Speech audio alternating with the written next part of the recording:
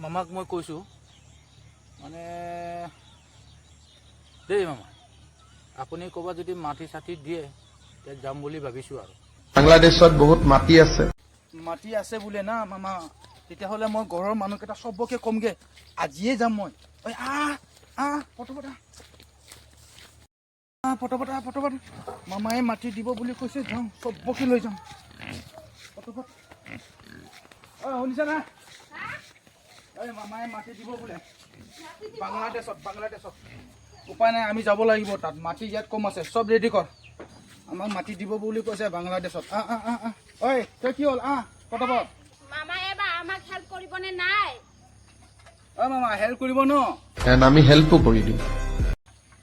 কৰিব বোলে পটপট যাম আৰু আমি বাংলাদেশত যাম হেল্প কৰিব বুলি কৈছে মামাই আমাক মনীষা তই চপল কেইটা আনিছ আনিছো